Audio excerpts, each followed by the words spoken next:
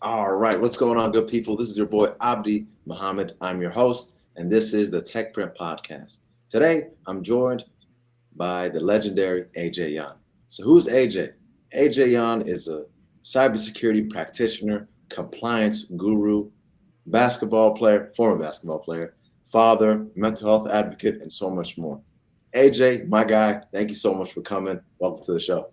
Yes, sir. I'm happy to be here. It's a blessing to be here. I'm glad that we got a chance to do this and get to connect, share my story, and I think it's always a benefit when people can hear and see from two black men in this industry, and hopefully we can inspire two more black men to do the same thing. Yeah, no, I'm here for it, man. I'm here for it, and Bald too. The Bald brothers are Yeah, winners. You can yeah. tell. We do a great job. And Yes, man, sir.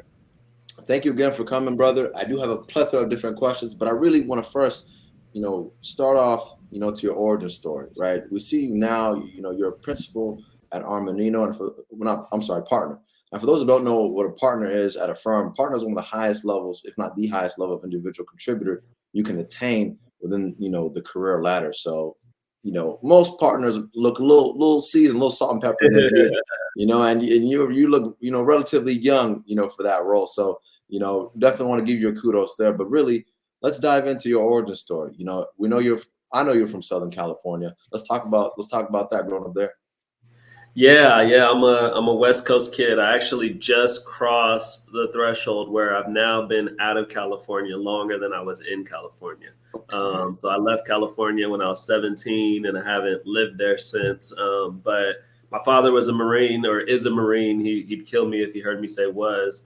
So Pops, I'm sorry, is Pops is a Marine, and we grew up near Camp Pendleton there in Oceanside, California. Growing up as a kid in California, Kobe was my idol, my hero. I obviously love good weather. And I think it created this attitude in me of, being from California, you kind of have this attitude, you kind of have this feeling about you, but this coolness where, it's hard to get you rattled.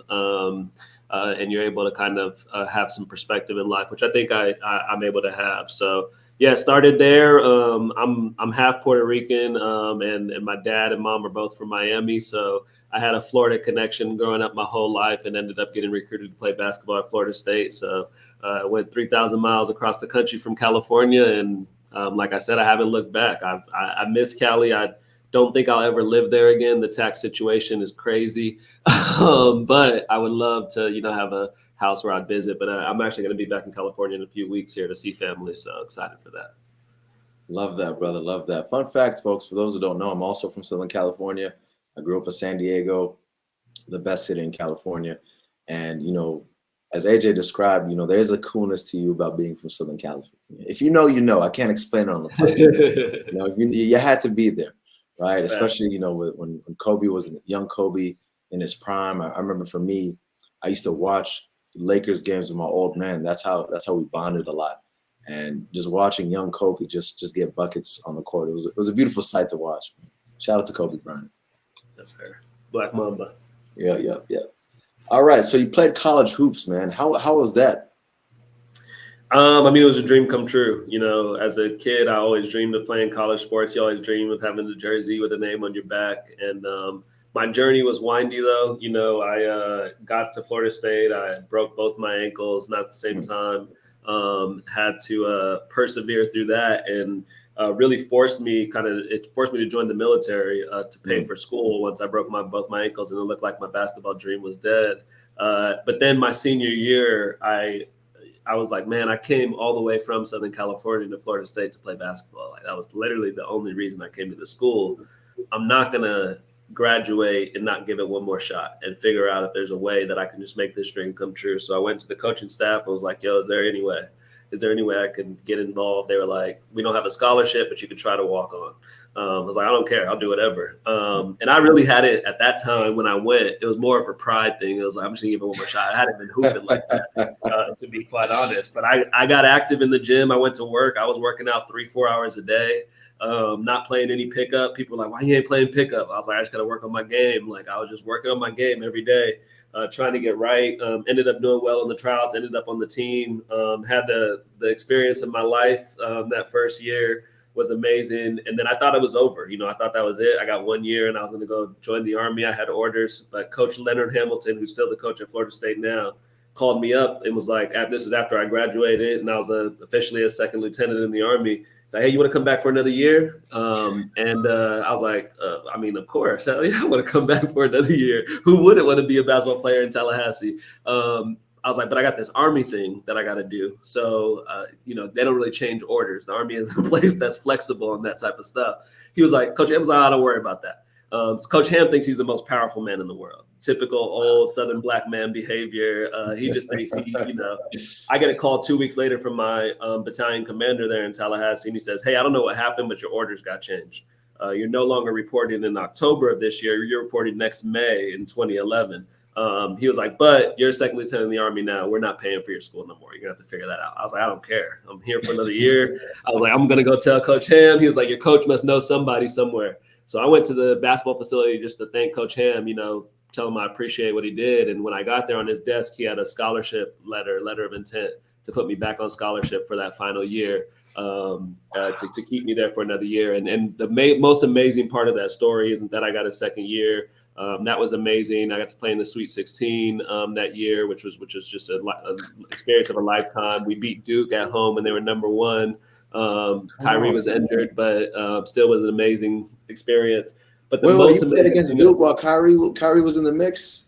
He was injured, but he was there. We beat them when they were number one in the country, and beat them at home. So Tallahassee, if anybody knows about Tallahassee and what Florida State means to Tallahassee, you'll know that I had a great week that week.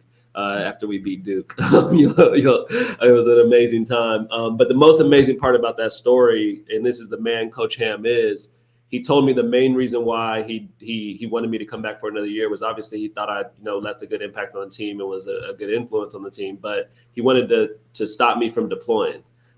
He was like, I know you're going to eventually deploy, but if I can push it off just a little bit longer, I want to do anything in my power to do that. And what's crazy about that is the unit that I was scheduled to go to I deployed when I first got to my unit about 2 months after I got there. That unit deployed immediately. But that unit, I had a couple of buddies who went with that unit, and they got into some really bad stuff on that deployment. So Coach Ham saved me from something that, he just was doing out of the natural kindness of who he is, which is just he's a great man. He's truly one of those people where people talk about player coaches and somebody that cares about their players. That's who Coach Ham is. That's real. He cared. It doesn't matter when you played, what you did when you were there. If you played for Coach Ham, you're like one of his sons forever. Wow, what a beautiful story! What a beautiful story. And shout out to the coach. And coaches do play a significant role in our society. They're like the second or third, or maybe first father figure for a lot of young men, and young men and women. So that's really beautiful story to hear that. The fact that he advocated for you and pulled some strings. Moving on. Now you're in the military. And I assume it's around this time when you start getting into the tech space. Is that a fair statement? That's completely accurate. So when you're becoming an officer, you get to decide what your jobs are you get to pick your top choices for your jobs. And depending on your performance, depending on your PT grades, et cetera, is what job you get. So my number one choice was to be in the signal branch, which is like the communication branch of the Army. And I ended up getting that. And my whole reason for doing it, I was like, if I get out at some point, I want to have some transferable skills. And that's a big piece of advice my dad gave me, him being a Marine. He was like, it sounds cool to be infantry knocking on doors. He was like, but there's none of those jobs when you get out. They don't have a lot of those jobs when you get out. He was like, so think about long term. I got my introduction to tech in the military. And I mean, I was a young knucklehead fresh out of Tallahassee. Went through a little bit of training in Augusta, Georgia, and then showed up at my unit. And it was like, hey, man, you're responsible for these 20 soldiers. We're about to deploy in 3 months. Since you're the signal officer of this 600-person unit, you're responsible for everything from our radios, our FM radios, and how those communicate with the missiles to how we set up our secret internet and all the computers and the network associated with that. So I had to go, from not knowing a lot about tech to setting up Cisco routers, understanding how to do a true networking, old school networking. We don't have to do it no more in the cloud, which is amazing. But I had to, learn hands-on, which is the way I think one of the best things about the military is, you get thrown into the fire. It truly was like whiplash. I literally, in less than a year, was in the Sweet 16 against VCU, losing by 1. Less than a year later, I had jumped out of airplanes. I was in the middle of the desert in the Middle East, setting up a secret network and briefing a 3-star general in less than a year later. And I don't think there's any other job, that you can have that will throw you in the fire as fast as the military will. So by the time, I'm 25, I was like a seasoned officer at that point, and I had only been in for 2.5 years, but I felt seasoned because I spent a good amount of time deployed, and deployments really age you and accelerate your career because of the things you go through. So yeah, it was the military introduced me to tech. What's crazy about my journey, and I know anybody that knew me in the Army that knows me now is like, man, this is crazy. Because when I was in the Army, I was fighting being the tech guy.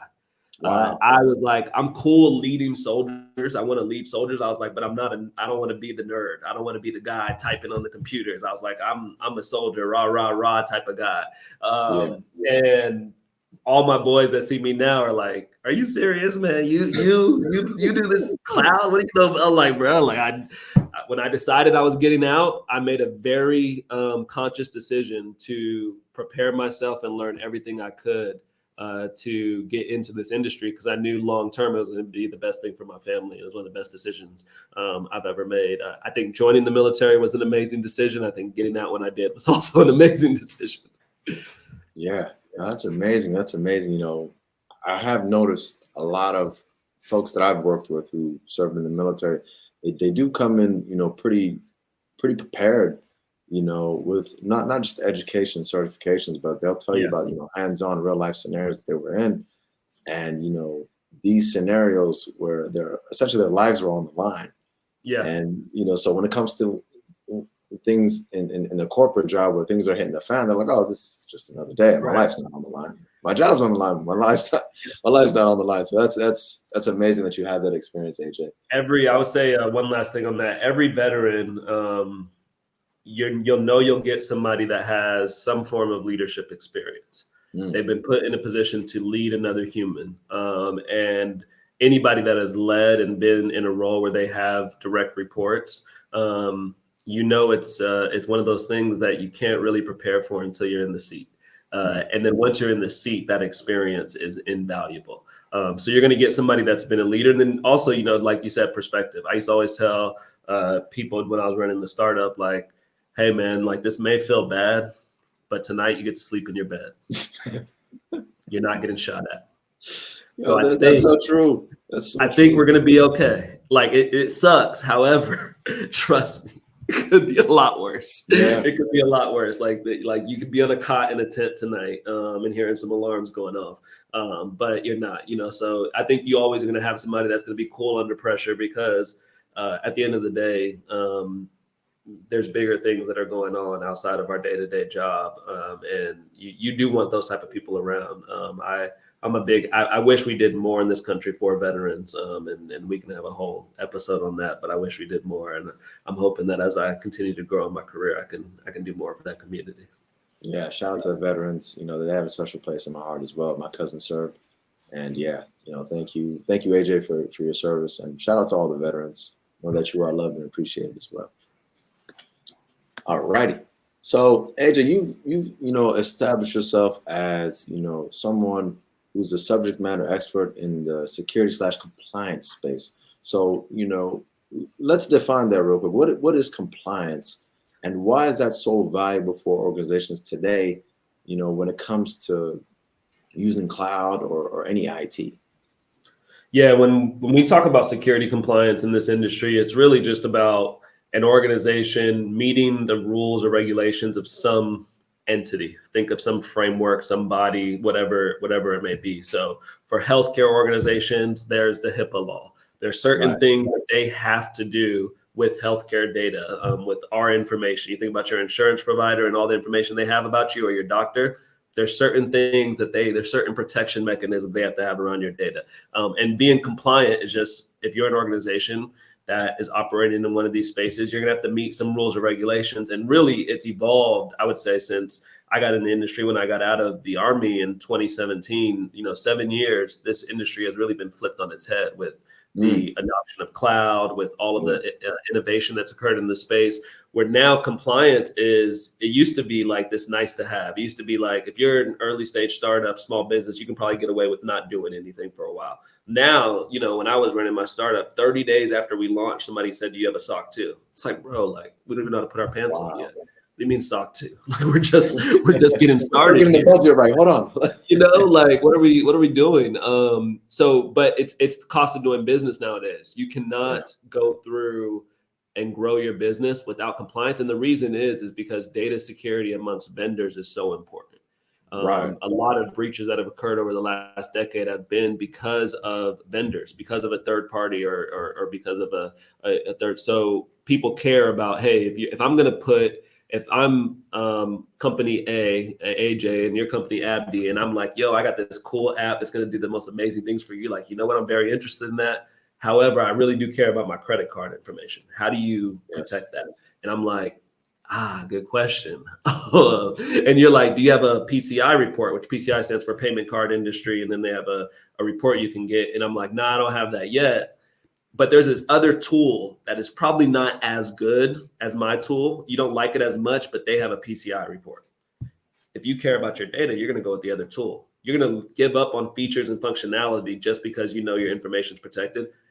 To me, that's the best way I can explain compliance to anyone that's thinking about what is compliance. It's the cost of doing business now. People have to prove that they're doing the right things with your data, and doing the right things differs depending on, what industry you're in and the like. Right. It sounds like it's like an assurance, like, hey, we're doing our due diligence to making sure that you're okay, and you can trust us to do business. Yeah, and I mean, it used to just be an assurance. I would say now it's a competitive differentiator.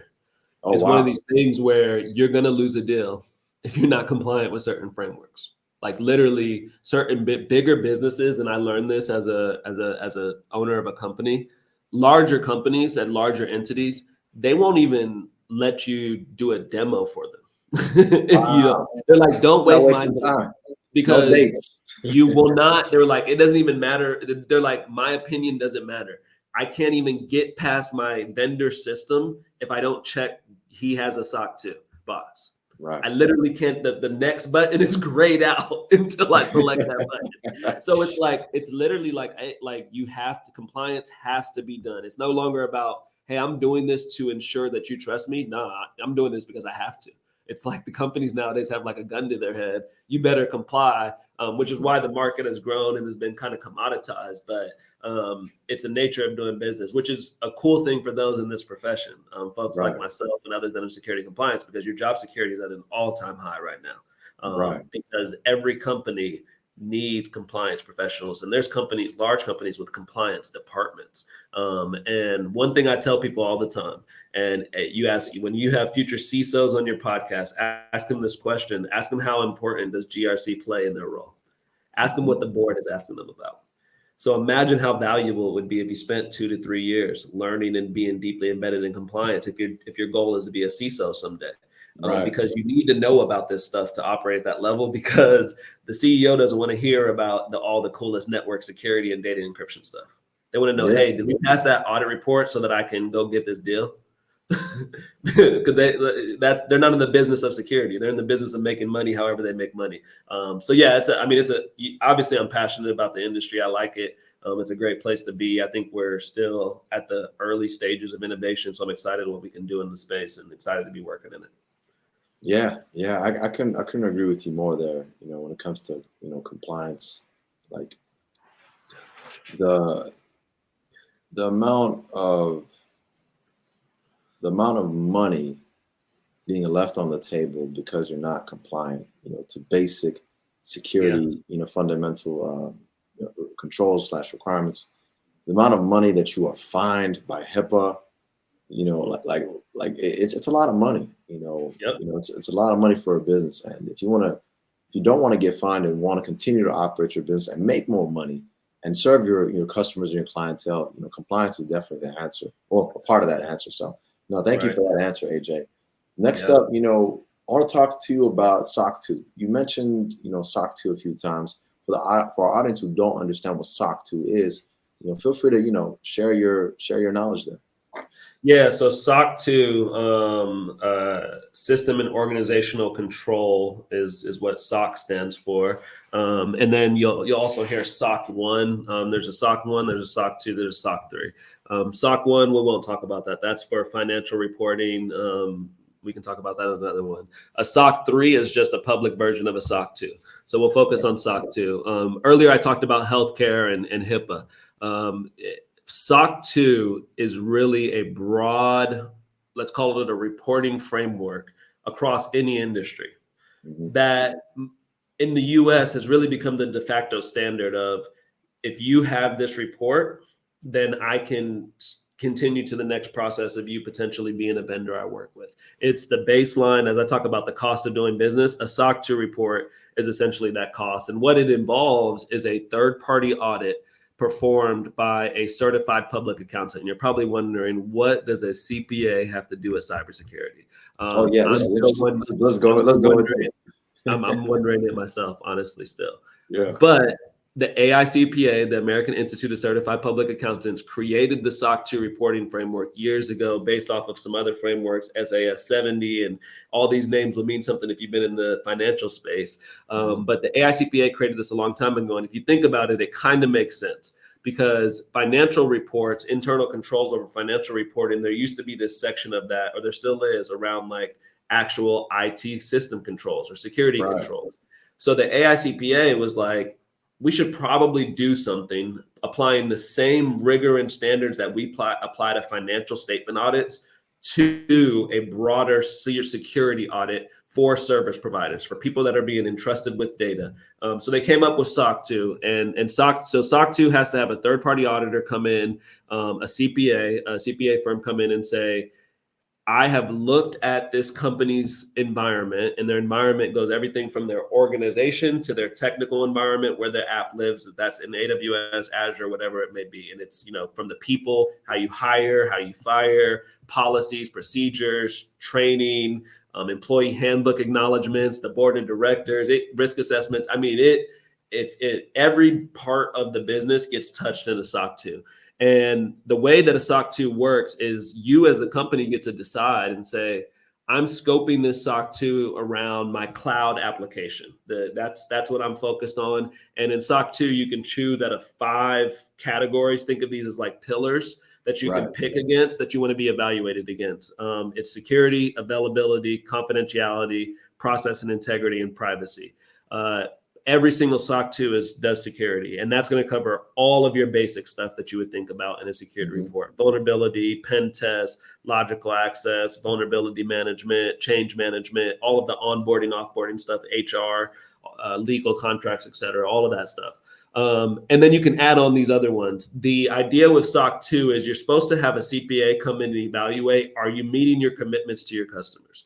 Right. Now, if you're going to have some basic security commitments, you're going to say in your contracts, we will do our best to protect your data.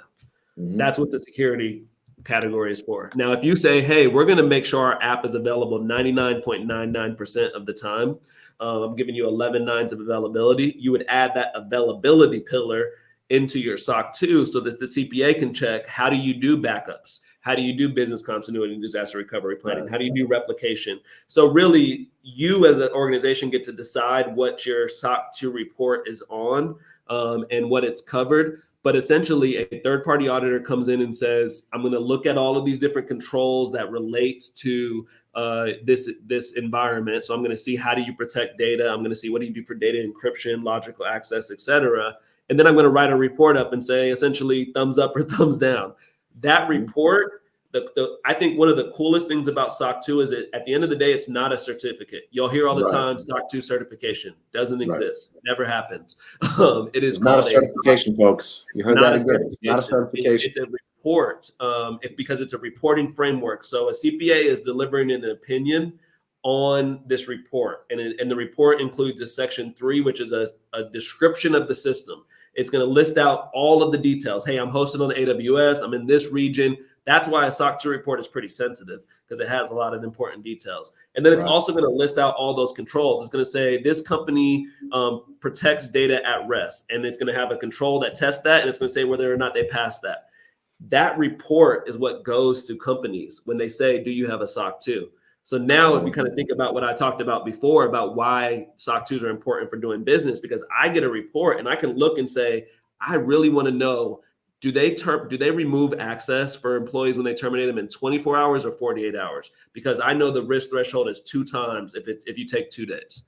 Oh, Right. they do 48 hours. I don't think I like that. I'm going to ask them some questions about it. So now I have a report where I can look and see, did a third party come in and validate what they say that they're doing? That's what a SOC 2 is. And a SOC 2 is industry agnostic. Again, it doesn't matter if you're healthcare, DoD, fintech, et cetera. Everybody has SOC 2s. You can honestly go to a lot of your big software providers that you use at work, go to their websites and look for like a security page, and you'll see that they have a SOC 2. They'll talk about it. They'll talk about why they got a SOC 2, all of it. Everybody talks about it because it's become a competitive differentiator. Marvelous. I love it. I love it.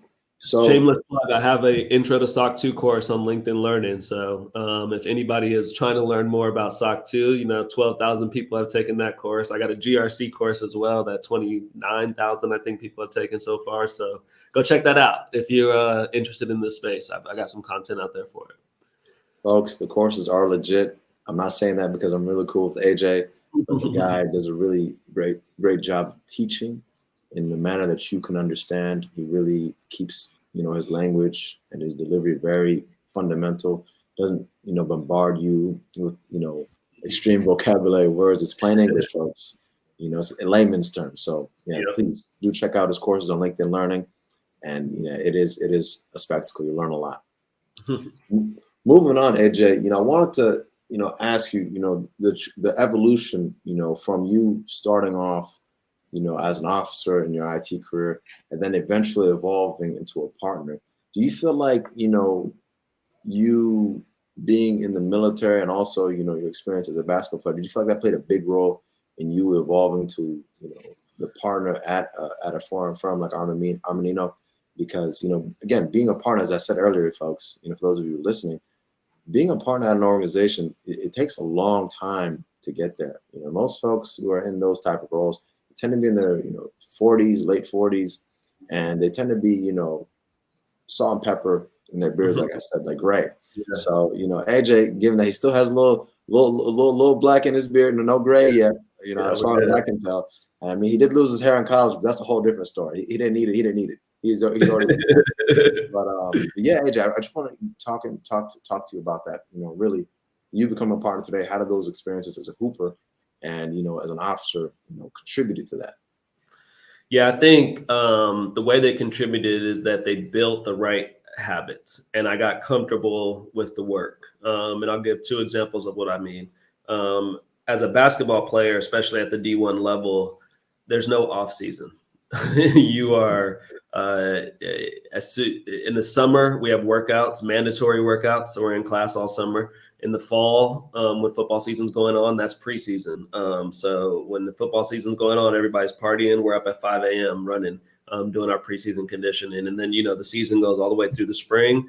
You get about a week or 2 off, and then it's summer now, and you're back at it again. So I learned that putting up 500 shots in June in an empty gym was necessary for success in March. So I learned at a very young age that you have to be willing to put in work without being able to see the tangible reward right away. But you got to keep showing up. You got to keep showing up to the gym. You got to keep putting in those shots. You got to get there, set up the jugs machine and just let it go. You got to do all of the things, and it pays off. And it's not just, going and getting shots up. It's doing your therapy. It's getting your weightlifting in. It's getting the classes on time. It's doing your ice baths. Like all of the things, I really learned kind of what it's like, especially in the ACC at that level. You learn what it's like to be a professional. So you have to understand the full picture, because especially being a college athlete at that level as well, all of our classes have to be in the morning from 8 to 12 because we have practice in the afternoon or we're traveling. So, and then after practice, you got to go eat at the dining facility before it closes. And then you have study hall after that. days don't end until about 9:30. Then you have curfew. So there's not a lot of time. It's literally like a full-time job. So which is why I'm really glad college players are getting paid now. That's another conversation. So that's what I learned to put the work in there. And then in the Army, being deployed I was deployed for about 20 months during my 6 years in the Army. And I was also in a unit that went to the field a lot when we were at Fort Bragg. So I learned to grind, man. I just learned to just thug it out, embrace the suck, as we used to say in the Army. Don't worry about counting down days, just stack days together, and just keep doing stuff. And don't kind of let the monotony of doing the work bother you or get you down. And I also, learned a lot of leadership skills in the Army. I think a lot of situations that I found myself in my career in corporate America were so much easier than they should have been because of the hard conversations I had to have as an officer in the Army. When you come in, I was 23, I think, when I finally got to my unit as a second lieutenant. The guy that's directly underneath me that has to call me sir and salute me was a 38-year-old non-commissioned officer who had 4 deployments under his belt. And now I'm his boss. Wow. I don't know anything, but I had to be a leader despite not having the experience, despite being new, but I also had to know as a leader, I have to follow. I gotta, so those lessons definitely built the right habits throughout the rest of my career. I would say I had to adapt, definitely a lot over my career and the different things I've done, but those habits have built great habits for me that I still rely on a daily basis now, of just being willing to put the work in, being willing to do things for a larger outcome long term. Yeah, I love that. My laptop's about to die, so I'm gonna grab my charger real quick. Yes, sir. Folks, stay tuned. We're still getting to it.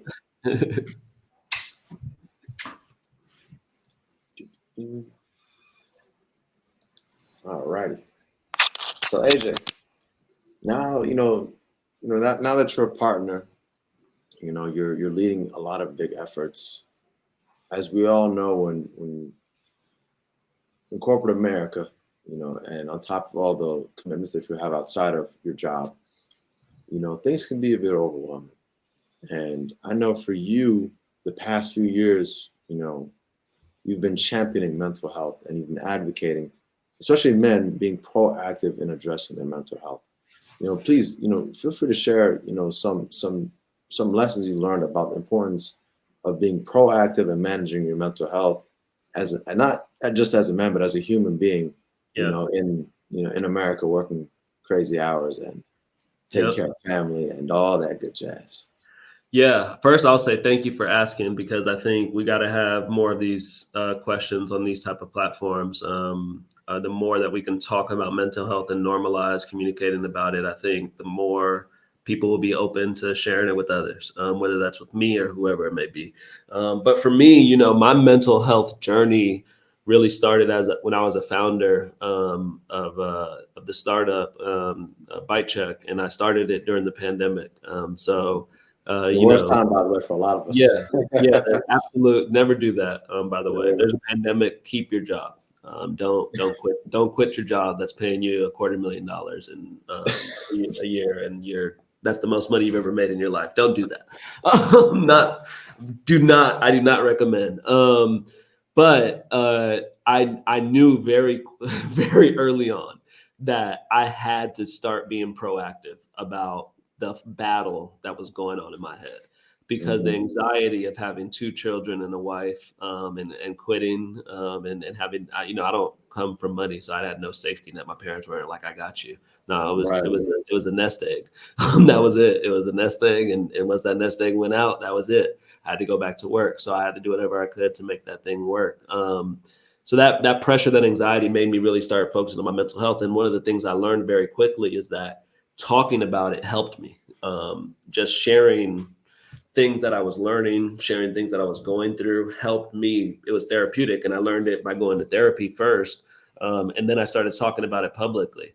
And the reaction that I got initially in my DMs, I'll never forget it, from multiple Black men, multiple women. It's not race or gender. It was just all across the board Human saying, experience. thank you so much for saying that. I felt the same way. I feel the same way. I'm actually going through that right now. And I didn't even know how to put it into words, or I didn't think anybody else was going through the same thing, and now I feel comfortable talking. And that is the sole reason why I continue to speak up. A lot of times, especially when I was a founder, I would tell people this, and I don't think anybody ever believed me, but a lot of times I was talking to myself. Wow. My post about mental health was not me talking to y'all; it was to me.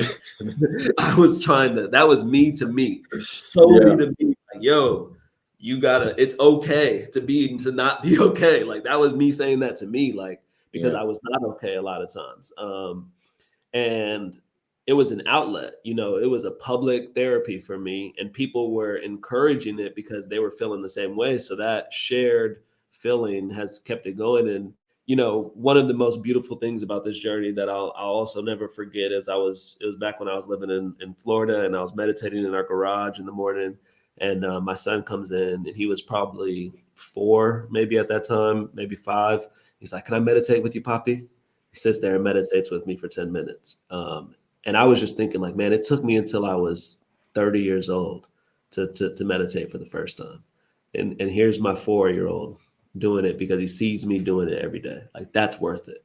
That's worth it to pass a skill on that it took me 30 years to learn to him now. So for me, it's a part of who I am. If you look here to the left on my desk, I have my whole kind of mental health package here that I go to every morning. A couple books that I'm reading, Marcus Aurelius Meditations. I got 4 different journals. It's a whole thing. I meditate, I do yoga, I read a lot, I listen to gratitude affirmations every day. And for me, it's at this point, it's went from a thing where, like, you and I were talking before this, that when I was a founder, it was really for survival. I was really doing it for survival, and at that point in my life, that was perfectly okay. So if anybody's listening to this and they need to focus on their mental health for survival, okay, that's good, that's Yeah. fine, do it, survive.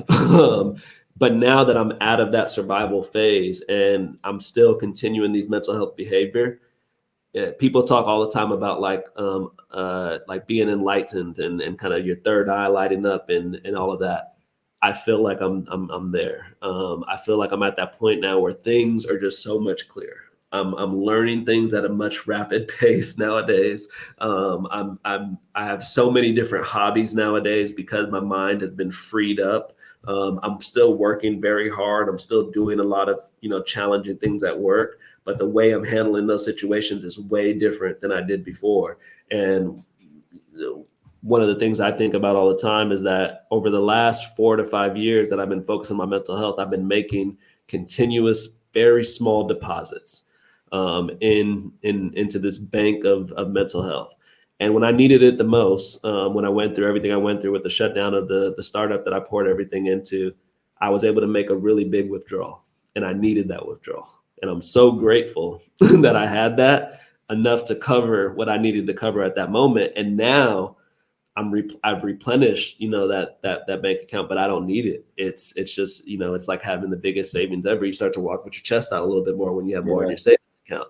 And that's how I feel. So yeah, man, for me, it was about me learning about mental health on my own, and then me saying, I got to tell people about this.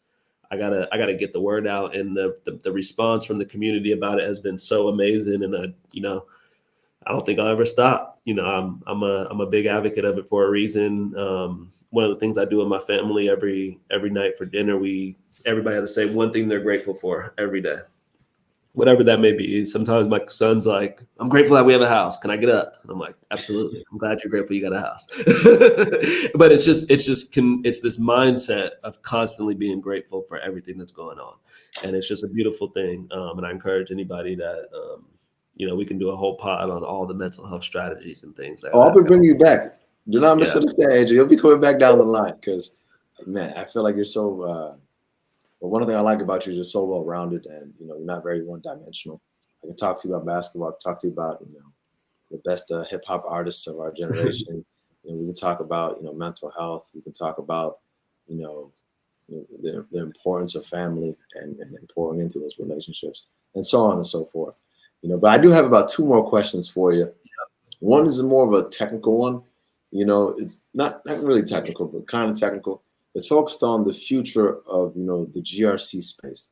One thing I have noticed is that there are more GRC roles coming into the fray, where automation is coming as an expectation because of obviously the power of automation, right? To automate control findings and create a report. It's a big deal. It saves a lot of time. So I want to hear your thoughts with the introduction of AI. The introduction of AI, and 5 years from now, where do you see GRC roles evolving to? And by the way, folks, just for clarity, every role that exists out there is going to be impacted by AI in some shape or form, right? None of us are exempt. Right. None of us are exempt. I think specifically for GRC, but I think this might apply across the board. I think the advance of AI is only going to elevate our roles, and I'll explain what I mean. I think the advancement of AI, of technology, exactly, is going to allow GRC professionals to really get to what their real role is, which is analyzing risk, analyzing what's going on for the business, and identifying ways to continue to enforce the correct behaviors in the organization. Right now, GRC professionals spend a ton of time going through audits, collecting evidence, checking to make sure the evidence matches, putting it into this tool, putting it into that tool for this auditor. And then the auditors are doing all of this manually too. If you think about all of the industries across the board and how different today we do accounting than we did 20 years ago, or how different today we do network security the way we did 20 years ago. But the way we do auditing, it's pretty similar. The only difference is they used to write it and they used to have actual binders, but now we have it on computers. But it's still done in Excel. We're still storing it in virtual binders. Sometimes it's just in a Google Drive folder, and most of the compliance tools out there are just 4 or 5 Google Drives. So we have not evolved in the compliance space. So I think AI is going to force this evolution because I see a lot of potential for folks to be really creative in this space and really find ways to just make lives easier for folks. So I think it's going to help GRC professionals become even more valuable to the company because they're going to get to spend more time actually analyzing things, doing things, and thinking. All of us, I think, in this industry want to think. We want to use our brains. We don't want to be robots and task rabbits, which a lot of GRC professionals, honestly, at this time are, because we have to do 27 hours in a risk assessment spreadsheet. There's enough information out there that I should be able to connect all these tools and get this risk assessment done. So yeah, I think I'm excited for it. I think we have to, the people that are going to get left behind are the ones that are scared of it. The people that are going to advance their career really fast are the ones that adopt AI and become early adopters. I would tell anybody out there, if you're not playing around with ChatGPT on a daily basis, you're wrong. If you know, one of the best things ChatGPT has done for me is help me learn things at a much, much faster rate because it essentially acts like a live tutor that I can ask the dumbest questions to and feel free about it. And that helps me, that accelerates my learning. So if you know a little bit about something, maybe you learned a little programming back in college, go use ChatGPT and have it give you a quick little training program for it. You'll be blown away. But that's just the tip of the iceberg. ChatGPT to me is the tip of the iceberg. Where we're headed in this space and what we can do, I think we have a long way to go. But I think if you adopt it right now, you're going to be like the people that adopted AWS in 2009. Imagine if you're one of the few people with an AWS cert back then. That whoever that person is doing very well right now, I bet. Yeah. And it sounds like you're also emphasizing on the soft skills, GRC practitioners, need to double down on as, as there is becoming more automation in their roles. I think I remember we were talking about this, how as a GRC practitioner, I mean, honestly, any role, don't forget a big part of your role is building relationships to move the mission of the organization forward. Yeah, I mean, I would say soft skills are more important as a GRC professional than technical skills. But I think when people hear me say that, they think I'm saying technical skills are not important. That's not what I'm saying. Oh, it's still important. Yeah. Still gotta get the job done. Right. Technical skills actually will help you with the soft skills part because you'll be able to have better conversations with the technical people. That's the secret part nobody tells you is they're like, yeah, soft skills are important, technical skills are not. But the soft skills become easier if you have more technical skills because you can go have a good conversation with a developer versus you go talk to a developer and it's like he's speaking a foreign language and you have no clue any of the words he's saying. And you're just like, so about that control, and they're like, bro, get out of my face. I'll give you your screenshot later. Yeah. That's not building a relationship. Yeah, they respect you too. Yeah. I've noticed that they respect you a lot more. Systems engineers, developers, they really respect you speak their language. I used to teach in the SANS class, this automated compliance class at SANS Institute, and we used to talk about living off the land and going in and going in and figuring out what do people use. What are they using today? Are they using PowerShell? Are they using Python? Are they using Datadog? What tools are they using? Let's figure out how to use those tools first before you come in and try to say all these other things, because then you're going to get the respect of everybody that spent all the time building and investing time in those tools. You live off the land. But yeah, to your point, it's going to take soft skills, but don't run away from those technical skills. The more technical skills you get, the more valuable you are. You get more respect. You just got to be well-rounded, which I think is why GRC is so dope, because you can become a really well-rounded cyber professional. Yeah. Yeah. Start laughing, folks. Listen to AJ Yawn. He's pretty seasoned. He's been doing this for a while. Yeah. Yeah. This was really good, AJ. I want to cap this off with one last question. What would you like to be remembered by when it's all said and done with your career? At the climax of your life, what do you want to be remembered by? Impact. For me, it's about the number of lives that I've impacted. It's why I mentor people. It's why I spend time with folks. It's that I think my legacy will be left in the people that I've mentored and how they evolve and how they treat people as they go on. And then how many people do they mentor and how many people do they grow? And kind of like in sports, how they have coaching trees. I'm trying to create my own little cyber tree of folks in this industry that just continues to grow. And I think for me, I want to continue to be an example to anybody that's trying to get in this industry, regardless of your race or gender, that you can do it. You can be yourself. You can focus on your mental health, and just try to be as realistic as I can. So for me, it's about impact. I want people to. I want to have touched people's lives, impacted folks at a deep level. And I don't say this to be cocky, but I think this is the stoic in me, that there's a stoic saying, memento mori, which is all men must die, or all men will die. So I'm very comfortable if today was my last day of the impact I've had up to this point.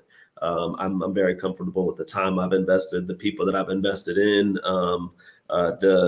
the things that will be said about me by the people that know me best. I'm comfortable with what the story will be. And I hope every single day, my goal is to go to sleep and feel the same exact way.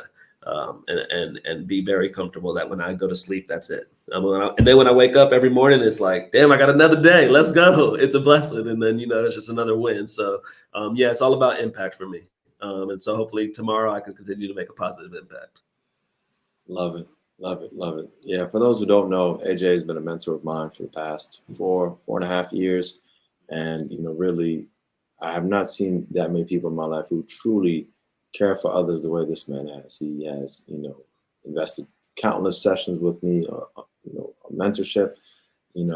I've seen him mentor plenty of others, and his tree of mentees, of cybersecurity mentees, you'd be surprised. There are some, serious industry practitioners who are really doing great things in the industry today. And, knowing AJ, I know he couldn't be more proud of his tree of cybersecurity folks that he's helped on their journey. So AJ, thank you again for joining the podcast, my friend. You got a beautiful story. We will be having you on again sooner or later, folks. This is it, the Tech Print Podcast. We share good stories, great stories, and we want these stories to help give you the knowledge you need to grow in your career, but most importantly, grow in your life. Thank you so much, AJ. Yes, sir.